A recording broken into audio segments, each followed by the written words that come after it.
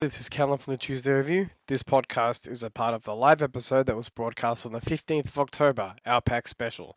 We decided to release the interviews as a separate episode than the discussion to keep things a bit organised, rather than release one large episode with a lot of content in it. The interviews covered in this episode are the Holmesglen Institute, the Toge Productions interviews, and our interview with Chaosium Vice President Michael O'Brien. I hope you enjoy the episode. It's Callum from the Tuesday Review. I'm joined by Daniel from the Holmesglen Institute. How are you doing, Daniel? I'm doing very well, thank you, Callum. Would you just give our listeners a quick rundown on who you are, what you do, and the ethos behind the Institute?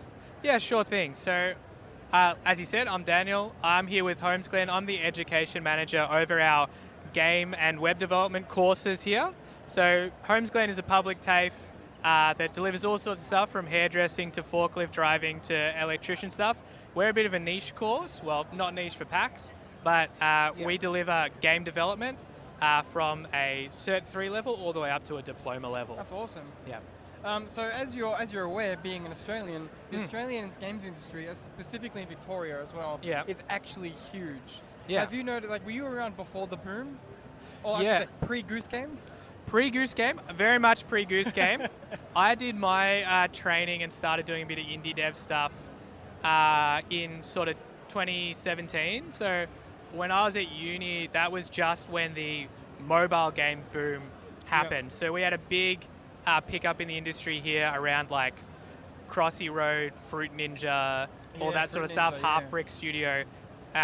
Australia really led a lot of the mobile game stuff. And then that's kind of died off a bit here, and now I've had a revival with the indie game, with the Goose Game, like you say, and now I think Cult of the Lamb is the big game everyone knows. Yeah. But especially in Victoria, I think we're very blessed. It's often said that Victoria is the video games haven of the Southern Hemisphere.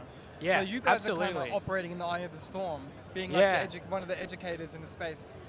Do you find that you've seen an uptick in students, or has it always been a level and it's just now we're getting more exposure? There's definitely been a bit of an uptick. I think we were rising, and then obviously things happened in 2020 odd, and we're seeing another big uptick now. I think students are getting more aware of the games in their own backyard. There's enrollment increasing, but also just the type of students we get. It used to be that people played games, they loved games, and they went, I want to make games in Australia. And then they would come, and on the first day of the course, we'd ask them what they think about our games, and they had no idea what Australian games were being made. And I'd be like, you want to be an Aussie dev, better look at the games. Now people come in, and because we have great visibility from the Goose Game, the Cult of the Lamb, some great studios like Playside has really increased a lot. Drop Bear Studios, Drop Bear Studios, great stuff. And you look around, there's all these great indie things. Film Victoria is funding a lot of stuff. We've got a couple of other publishers. The visibility is just getting way better. And even with educators, these events like PAX are trying to tie in more. So I think people are getting more aware of what's in their own backyard, which I think is amazing. The only way we can keep growing is by appreciating our own work. Video games are one of those interesting things where it's ultimately an art form. Absolutely. So it's when you can drive creativity through kids. I shouldn't say kids because these are older people. Sure. When you get to our age, it's like film where it's always great to see people get their hands on equipment and make something. And storytelling is a medium. We could talk about that all day. Australian stories being told out to the world. And us, it's made for us in Australia, But it's exporting who we are to the world is really important. Yeah, for sure.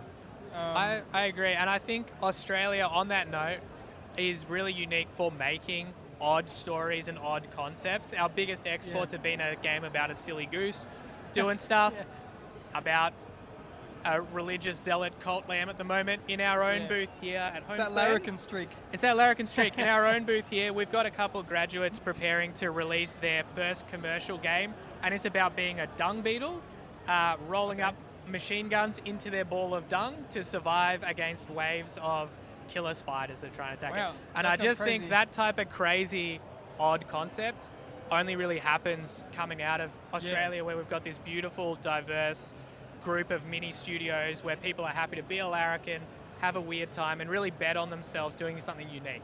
One of the things I wanted to ask you about was we're seeing at the moment, the last 10 years or so, but it's ramping up pretty quickly, the democratization of game development equipment and tools. Yeah. Like the resources you guys can give to your students Yeah. are so much like I should say industry standard is now Yeah. accessible at home. Yes, So like how absolutely. does that change the way you approach education, knowing that you have tools like Yeah. Unreal, Unity, Godot, Blender, Yeah. like these things you can give to your students and say, For if you sure. learn this, these companies, they use similar tools. Yeah. It does a few things. First, it empowers students a lot. Even if they haven't used these tools yet, a lot of them are familiar with them. The second thing is it allows us to use hybrid learning a lot easier. So all of our courses at Holmesglen are available through hybrid, meaning that students can join in the classroom or live stream from home. And that's only possible because these tools are now available at home. And it's really easy for us to help them set it up and say, you know, if you've got a good gaming computer, then you've got a good game development computer. Yeah. And you can download Unity and use that license. We can give them free student licenses of Maya as our main modeling thing. And that means for students that either live too far away or have disability that is stopping them from coming to campus, they're empowered to live that game development dream and learn these things without having to make the big trek or deal with the anxiety of being in person and things like that.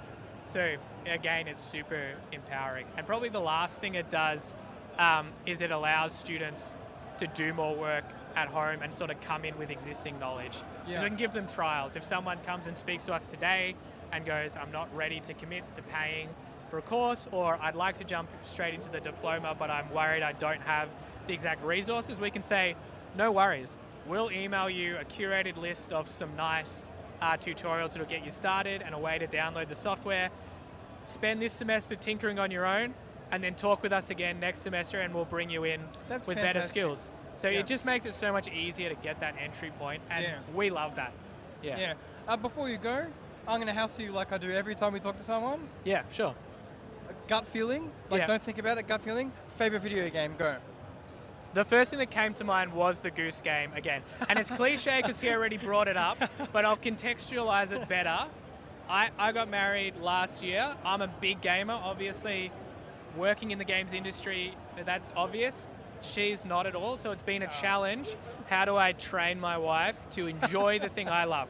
She's super generous with her time, wants to give it a chance, but the Goose Game was the entry point because it's so well designed to be intuitive. You can not be a gamer at all, and she didn't have to get on board the idea of killing hordes of zombie Nazis or something. It was just like, do you like this? No 1,000-hour commitment. It looks cute. Cool. It's easy to get someone on board the concept of steal this gardener's hat. So we've had a lot of magical times doing that, and that's allowed to open the door to some other co-op games like It Takes Two recently was great, and now we're about to finish Overcooked 2. Awesome. So it's been a great journey trying to teach an adult how to play games, and the Goose Game let me do that. So that's what I'd say. Thank you so much for your time, Daniel. Awesome. Thank you. And where can we find you? And Holmesglen, I mean. Yeah, so search up Holmesglen on Google is the best way to do it. HOLMESGLEN. Next up is Alum's interview with Lala from Toge Productions. So I'm here with Lala from Toge Productions. They're an Indonesian game production company. Yes. So thank you so much for having us here, letting us experience your games. Could you give us a bit of an insight into who you guys are, how long you've been operating, that sort of stuff? Alright, so hello everyone. I'm Lala, the social media manager for Toge Productions. And Toge Productions is a developer and a publisher company based in Indonesia. So we develop lots of games from, maybe if you guys know Coffee Talk, and to Infectonators. And as for now, we have 3 titles in our booth. There are Whisper Mountain Outbreak, Kriegsfront Tactics, and the last one is Moses and Plato, which is developed by the Wild Gentleman and published by us. So how long has Toge been operating in Indonesia? Okay, so we've been around since 2009. Okay. So yeah, it's been really long. It started as a university project, and for some reason we grow until now. That's great to hear. So would you say, because seeing indie games here at PAX, we do get a lot of international developers coming in and publishers coming in. We haven't heard a lot from Indonesia. Would you say you're one of the first groups? I wouldn't say first because there there's another developer in the Game Excellence booth, but they don't open their booth independently in the PAX. Yeah. As for the first, I'm not sure, but as far as I know, I haven't seen any Indonesian developers opening an independent booth in the PAX in the Rising area. Yeah. So it's great to see, obviously, different countries coming in, experiencing and building, I guess, the games industry. Similar to here in Australia, we've got a relatively small industry as well, just trying to grow.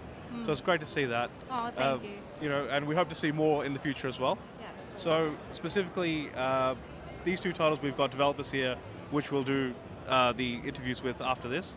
But the game, Plato. Moses and Plato. Could you give us a little rundown on what that game's about? Alright, so if you guys like detective mystery crime game, then Moses and Plato is for you, because Moses and Plato is basically a detective game that happened in a train.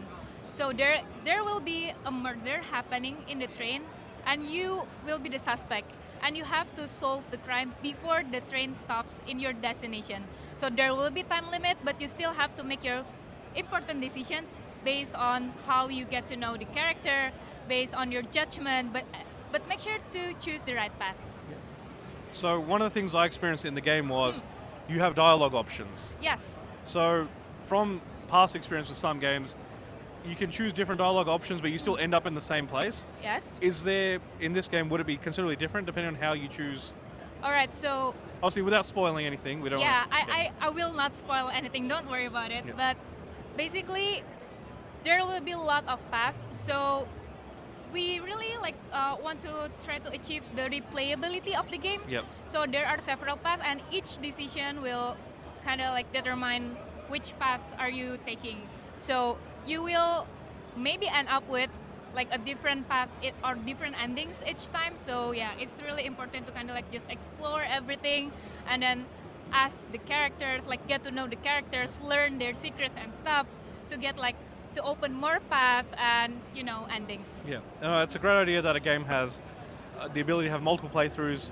You go through different tracks, get a different ending. Yes. That's really exciting overall. With time mechanics, so yeah, you can't make your decision forever. You have to choose. And I think that adds again to the playability. Whereas if you take your time, you take 2 hours in just one area, you'll eventually find everything. Yes. But that time push, I think, is really great. Oh, thank you. Gets you going through the game, and then it's you didn't get maybe the right ending that you wanted. Try again. Yep. Yeah. Yep. Exactly. Thank you. So I think it's going to be a pretty good game. Is it available now already, or? No. We're still in the development. We can't say any release date yet, but you can follow our social media, because we will announce in case we have a release date. Okay. Sounds good. So we'll definitely post that in our socials as well. Looking forward to the release of the game. Thank you, Lala, for your time. Thank you. Next up is Alam's interview with Ivan from Toge Productions. We're here with Ifan, who is the project manager of Kriegsfront Tactics, which is one of the games here that's being showcased by Toge Productions. Could you give us a rundown on what the game's based on, what it's about? Well, Kriegsfront Tactics is a game based on we're inspired by Front Mission and XCOM. So the game is based from Southeast Asian Vietnam War-esque, but it's completely fictional. Yeah. And because we are an Indonesian developer, so we have that particular aspect in the game as well, especially during the military aggression after our independence. So I noticed, as you said, it's based on games similar to XCOM. So during my gameplay of the demo, I saw that one of my units ended up dying, and that's a situation where each unit is a character, is a person. Yes. Once they're gone, they're gone. Yes. Yes. So obviously it highlights the importance in these games to not just waste your units. Something like, it's a little more, I guess, kid-friendly maybe, Advance Wars. Mm-hmm. It's a turn-based war kind of game, strategy game. There you kill your units, it's okay, Whereas I think this adds a lot more skin to the game, where you want to keep your units alive, you want to keep your people alive. Exactly. So that's really cool to see overall. Now, obviously, I played the demo, so what's the development timeline looking like, do you think, for Kriegsfront? Cannot say for sure. Okay. Because there's still a long way to go. Yep. There are few work in progress stuff that we still have to tackle, and especially another layer that we still need to tackle. Yeah. So for the current timeline, it's really hard to say. At the earliest, probably in at least 2 years. Okay. At least 2 years. So is there a demo available for more of the public to play yet? Yes. Okay. Yes. So we'll link that down in the description as well. Thank you. What seems to be your favorite aspect of the game? Definitely the aiming aspect. Yeah. Yes, the free aim. Yes. It gives you a lot of freedom to choose whether the parts that you want to destroy. Yes. So it creates a deeper tactical elements Yes. to the game. I actually did experience that when you take the shot and you have to aim it Yeah. exactly correctly, which is quite nice because so many of these turn-based games, you're just like, all right, shoot the rockets there. Yeah. There's a chance you get, units die, whatever. Yeah. Whereas this, like, you're actually responsible. I think Yes. that's a great kind of unique aspect to it. Thank you. Thank you. So can you talk more about, I guess, the environments? Obviously, as you said, it's based off, the Southeast Asia region, and there's historical context there. But I guess we noticed that you can go into the trees area, you run through them, the machine actually destroys some of them, Yeah. that sort of thing. Like, how did you guys come up with developing that sort of environmental system? One of the key differences between our game and XCOM is we have a projectile system. Okay. Okay, the projectile system means that there's no half cover and full cover mechanic anymore. So it's more of a traditional cover, Yep. which means if there's a wall, and you can hide behind it. So in order for the game to be, I guess, a little bit more tactical, Yep. so we need to have the wall to be destructible. Yep. So if you hide behind the wall, you have a chance to get some attack absorbed by the wall, but it's not going to be permanent. Yeah. So, which is the reason why we want to make a destructible environment. Yeah. Just like when we had the enemy hiding in the trees, you could destroy the trees, reveal them, Yes. and then get on the attack. I also love the, I guess, where you're hiding, depending on the enemy, their ability to evade your attacks. Yeah. That was quite a cool thing where, you think you've got the drop on them and they just get out of the way. That was really cool. Obviously, I lost my unit at that time. I think that was part of the demo, but it was actually quite a fun experience. It gives that game kind of that more uniqueness and the more reality kind of base. Yeah. Yeah. So that's quite cool because when you're dealing with mechs and that sort of thing, it's obviously it's quite futuristic. Yes. Quite a bit different timeline, but still those kind of reality aspects, the permadeath of your actual units, that sort of thing. I think it's going to be an excellent game. Thank you. Thank you for for that. This is Alan's interview with Kriegsfront from Toge Productions. I'm here with Kriegsfront. He's also part of Toge Productions here, and he's the lead artist. Yeah, lead artist. Yep, of Whisper Mountain Outbreak. Could you give us a brief rundown of the game, what it's about? So Whisper Mountain Outbreak is a survival horror multiplayer game that can be played online, maximum of 4 players, but can also be played solo. Yeah, that's it. So I obviously gave the experience a go with the solo. Yeah. It's quite fun. I think I'm not trying to pick favorites out of the games here today, but it's probably my favorite game. Thank you very much. Yeah. So could you give us a little brief rundown of the background story of the game, like what's gone on? The setting. Yeah, the setting. So it's started from the mining operation gone wrong. Yeah. It's awakened an ancient entity, ancient evil entity that has the power to manipulate all the undead on the Whisper Mountain Outbreak is possessed dead body. Okay. So it's not about a virus outbreak. It's more like a supernatural outbreak. Yeah. Which is again something more unique. And a lot of times it's a zombie thing. They're like, it's a parasite, it's a virus or something. I like it. I like more supernatural kind of themes to it. That's quite cool. Like Evil Dead, maybe. Yeah. Like Evil Dead. Yeah. So quite cool. Now the game is in isometric 3D. Yes. So what was the choice behind that? Like, what led you to that choice to make it that style? Maybe because so we can more stand out for another multiplayer horror game. So there are so many multiplayer horror games right now, but they are more. A lot of them is for first person or third person. Yeah. Yes. Yeah. So we seek of to look more stand out from another games. Yeah. And one thing I really liked that even though it is that isometric 3D style, you're able to rotate around and see all parts of that. Whereas a lot of games, if it is isometric, you're stuck in that same aspect ratio or that same, I guess, angle, so you can't look around as well. Whereas this, you can twist the whole map around, and you've got that full 3D view of everything. But you've still got the top-down isometric, which is quite cool. Thank you very much. So when do you have a timeline expectation of when this game will be out? Actually, we don't have an exact date yet, but we we expect to come maybe the end of next year. Okay. And is there a demo available? For the PAX event, we open a limited time demo on Steam, so you guys can play online with your friends. So that'd be a good experience. So that'd be a good thing to experience. We'll link that in the description as well, so that especially right here I was able to play it solo. We'll try and give the multiplayer a go. I think this would be a great game for multiplayer. Just you've got your team and the horde mechanic, which is something you love in most zombie games. You got the horde coming in, you got the warning. Just sounds, I think, were lovely. Like it really set the atmosphere of this is. The sound guy did a very amazing job. So a wonderful game, like sets the atmosphere of this weird kind of dark, scary zombie thriller with the paranormal background. There's a story to be had in there that needs to be slowly, obviously, put together. So it's definitely a game I'm looking forward to, and I'd like to see further on. Yes. So do you mean the story? Like the story back because as you go through, you're picking up pieces. Because it's a multiplayer game, we will be present the story through the environment, like from notes, clues. There is no like a dialogue cutscene.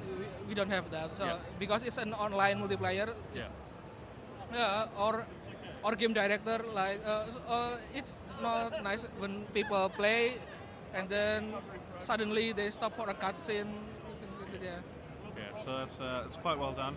What would you say have been like your inspirations for this game in terms of obviously other horror zombie style games? Like I said before, maybe like from Evil Dead, maybe Silent. Of course, Resident Evil, Silent Hills, and then from local horror Indonesian movie like Satan Slaves.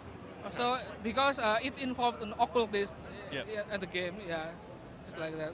We might have to watch that movie as part of the show. Yes. Because we sometimes do movie stuff as well, so we might give that a review. So, do you ever watch Satan Slave?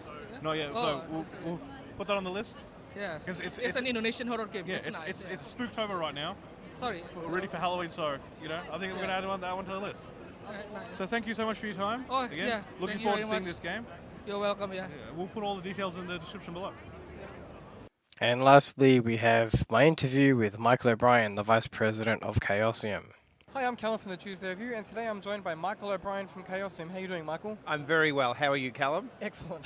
And you're here with your company, Chaosium. Yep. I should note, I'm sorry, listeners, it's already been a long day. Michael's the Vice President of Chaosium. I am. This is not your first time coming to the PAX convention. Nope. Chaosium. Can you talk a little bit about that? So PAX is a series of conventions. This is PAX Australia. Yep. They also have several PAX conventions over in the United States as well. I'm actually going to one of those later this year called PAX Unplugged. This is one of the biggest popular culture and gaming conventions in Australia, probably the biggest. Yep. In fact, I'm sure it's the biggest. Oh, by far. Yeah. And we've been coming here for about the last 7 or 8 years. Yep. Every year it's got bigger and bigger and bigger. Yeah. Well, tabletop is really booming at the moment. It really is. You can see behind us here we've got just table after table of people playing demo and they're fully games. booked all day. They are fully booked all day. Yesterday we started at 10 a.m. and finished at 11 p.m. and had people playing demo games the whole way through. So that's fantastic. Yeah. So the others in our show who've split off to do their own thing, they don't know a whole lot about tabletop. It's mainly me and James behind the camera here are the big tabletop guys. Cool. But Chaosium is, I would say, depending on the given time of the year, top 3. I would call it the second biggest tabletop organization.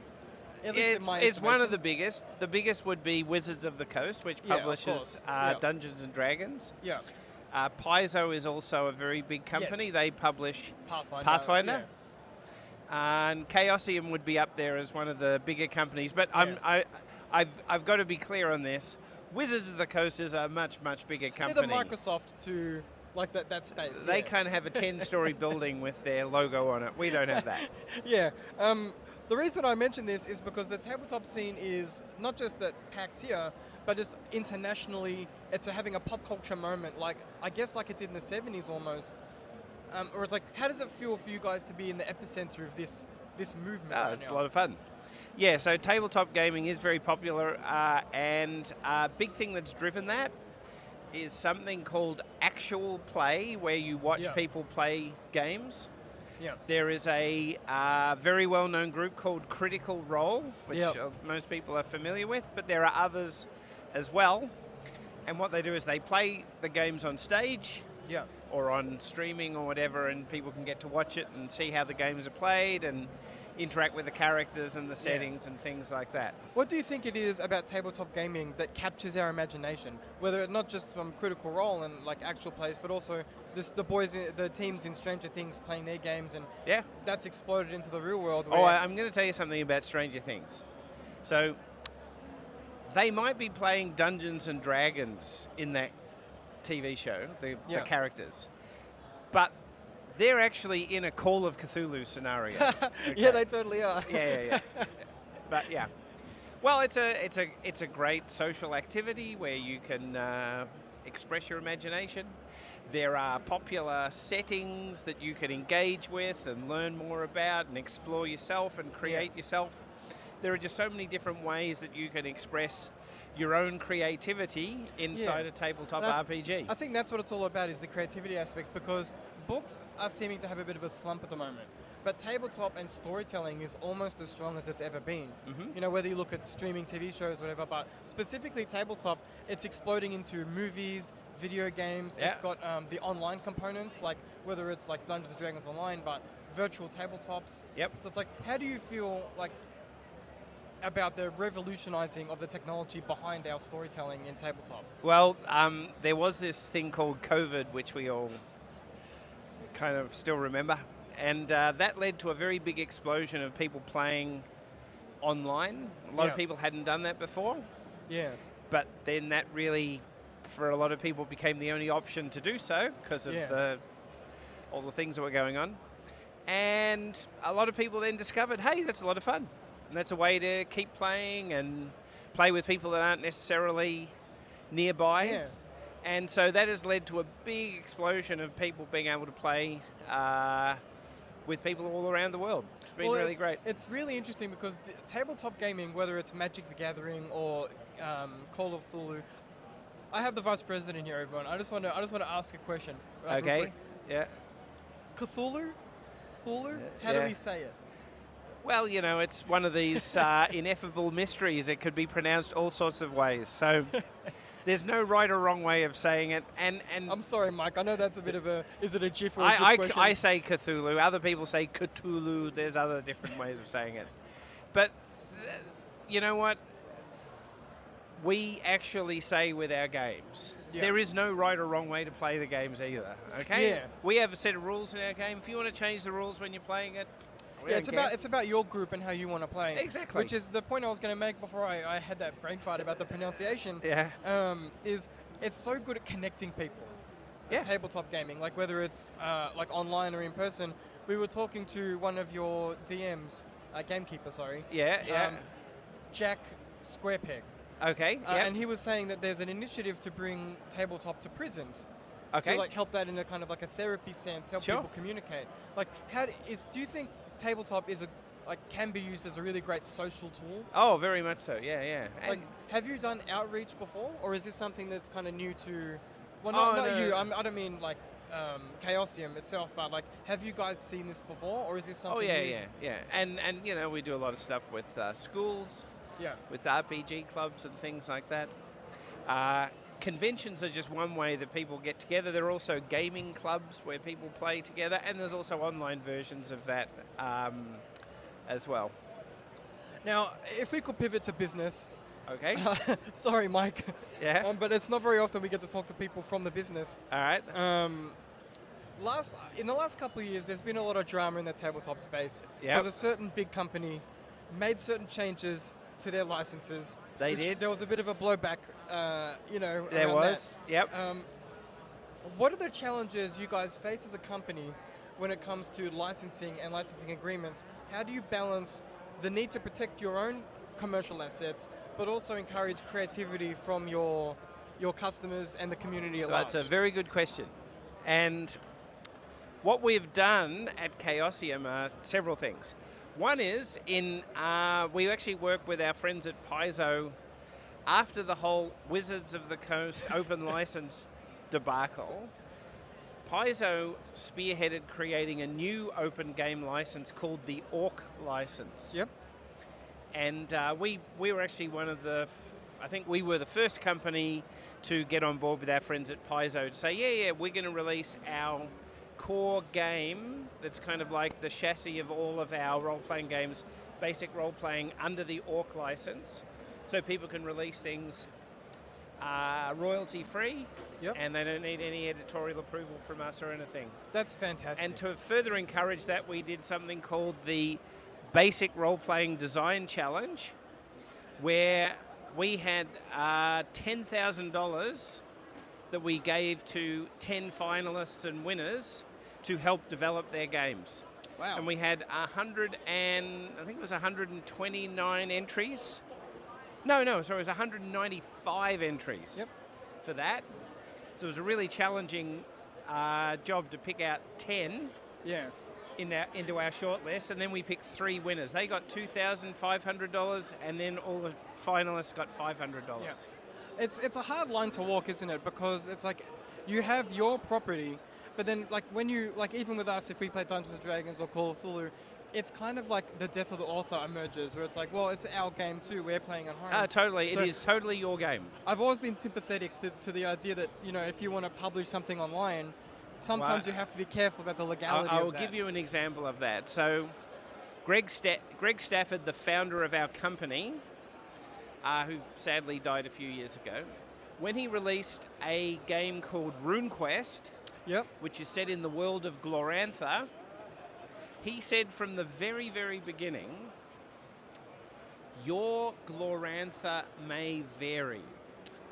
Okay, so if you're going to play a game set in this setting, this fantasy world that he created, your game is going to be different to his. Yeah. The way you imagine things. And he eventually changed that from your Glorantha may vary. He made it even more definite. He said, no, your Glorantha will vary. Yeah. I suppose, yeah. So our view is there is no right or wrong way of playing something. Yeah. We've created these rules, we've got this setting, and you can take it, and away you go. That's really encouraging to hear, because sometimes a lot of the people like myself who aren't like law smart, we'll read these licenses and I'm like, well, I guess it means this, and you have to Google it and all that. So it's always encouraging to hear someone, encourage the community to be creative. So we've also created what are called community content programs, and this is like the Dungeons and Dragons has, it's called the DM's Guild, the Dungeon Masters Guild. So we have similar programs for Call of Cthulhu and RuneQuest and our Pendragon game. Yep. And that's where independent creators can create things using our IP and get paid for it. That's excellent. Yeah. On a side note, we're in a really interesting moment with technology as well, with large language models, or AI, as it's the term's thrown around.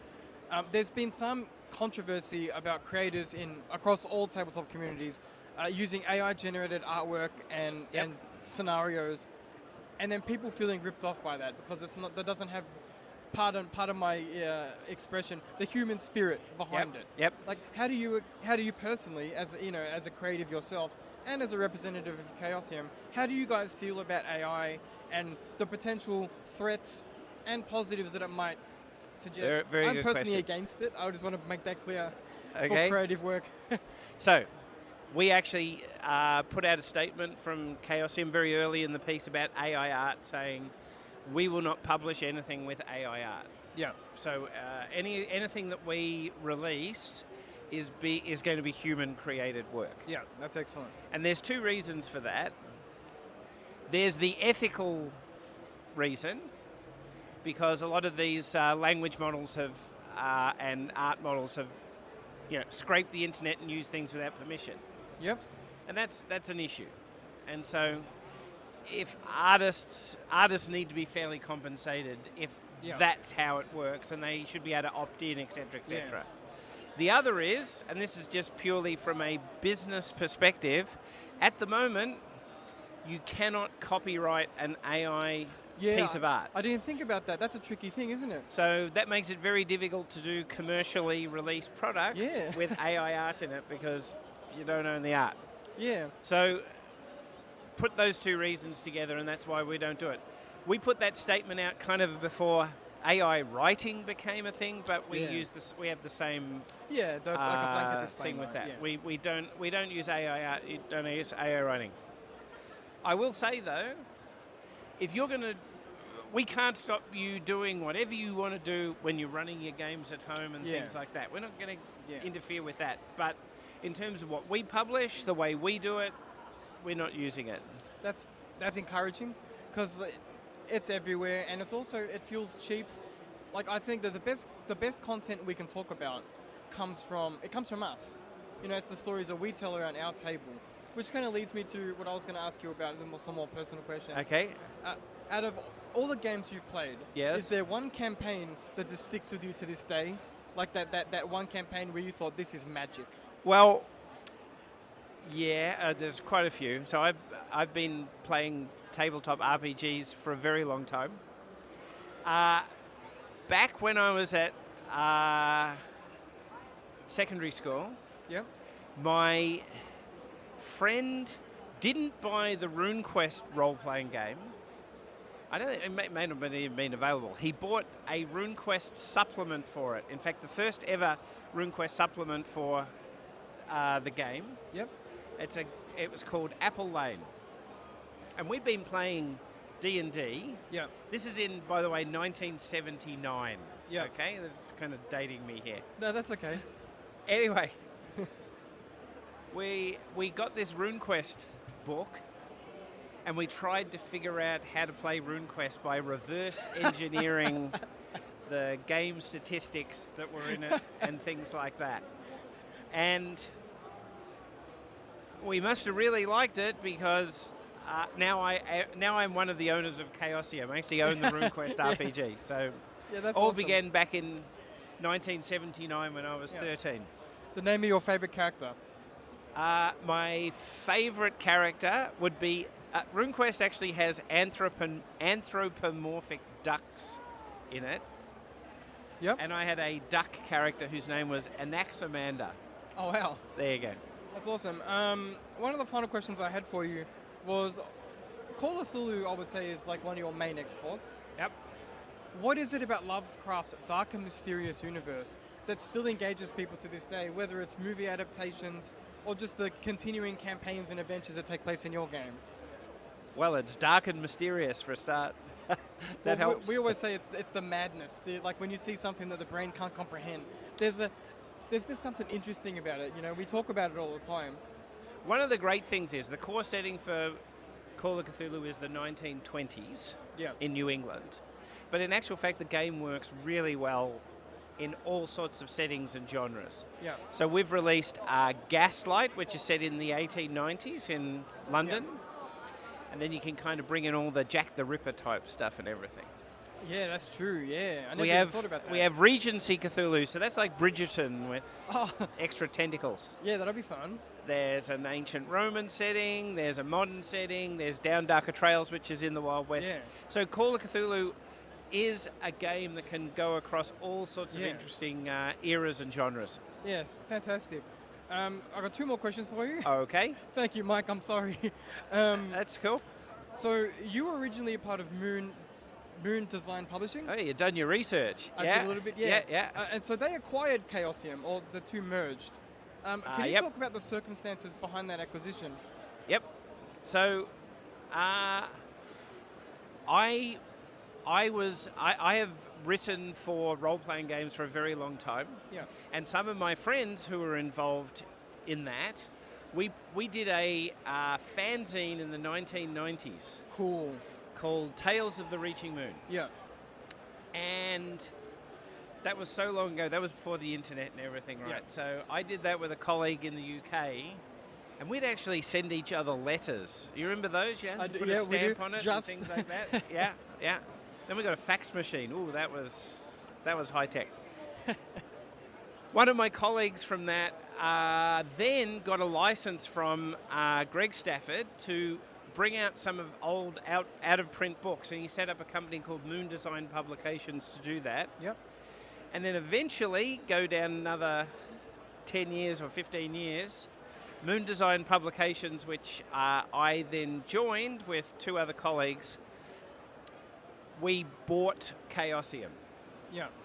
And so we are the co-owners of the company now. Yeah. We bought it from Greg Stafford. Yep. And was that a risky proposition at the time? That was an extremely risky proposition because the company had done 2 Kickstarters that they hadn't fulfilled, and it did cost several $1 million to fulfill those Kickstarters. Well, I think it paid off because, I mean, you know, I'm not going to get into financials, but it seems like you guys are, at least people are very interested. If not, it's very successful. Yeah. And I didn't have a plan B, which probably helped, you know, so we were all in. But it did take us a while to turn all that around, and now onwards and upwards. And I mean, you know, I think PAX is a really good example of just how popular it all is. So we're really happy. We also did, I don't know if you saw the live game we did on stage. We had loads of people come to that. And last month I did a Call of Cthulhu live game at the Edinburgh Fringe Festival. Oh, wow. Which was a lot of fun. Yeah, that sounds awesome. And so we're sort of bringing actual play into a theatrical art form as well. My last question for you, Mike, it's a bit of a cheeky one. Okay. So feel free to not answer it. Okay. Tabletop gaming, specifically D&D, Yeah. it's branching out into movies again. Yep. Do you remember the 2000 movie? Was it 2000? Oh, the one with Jeremy Irons? Yeah, I do remember that it's one. once again in the movies, in video games, Yeah, in comics. I like the recent one. I thought was awesome. It was fantastic. Yeah. They need to make another one. Chris Pine, if you're listening, please try to get that done. Yeah. I'm all for that, Chris. In the you know, there's a very good chance he is a viewer here, so you know it'll get to him. That's right. Is Chaosium interested in expanding from the tabletop to the screen? Because I know you guys had a video game. Yep. Once the Call of Cthulhu game, which was fantastic anyway. But like, is that something you guys have thought about, or maybe potentially? Oh yeah, we're we're way beyond thinking about that. So yeah, we have various irons in the fire about that's awesome. Film and TV. Yeah. Yeah, thank you. That's awesome. Well, we'll keep our eyes out. I'd love it to happen. It's one of those high risk, high reward things. Yeah, that's it. But we'll see. All right. Thank you so much, Mike, for spending time with us here today. My pleasure. Where can we enjoy find the you? rest of PAX. You can find us at chaosium.com. Chaosium is an Australian company, an American company. Yep. But we do have about, I think it's 8 or 9 people working for Chaosium here, mainly in Melbourne. Yep. And I believe there's a Chaosium Con next year, is it? Chaosium Con, 28th and 29th of June. And, now this is very appropriate for where your audience is. It's at the Moonee Valley Racecourse. Excellent. Well, we'll try to be there. Please do. Please come along. You can come and do some interviews and things. Oh, actually, we'd love to. We were talking about that before, yeah. Thank you so much, Mike. My pleasure. Enjoy the rest of PAX. Thank you for listening to this special episode of the Tuesday Review. Hopefully we'll be bringing you more PAX content next year, and hopefully some good interviews as well. Adios, cousins.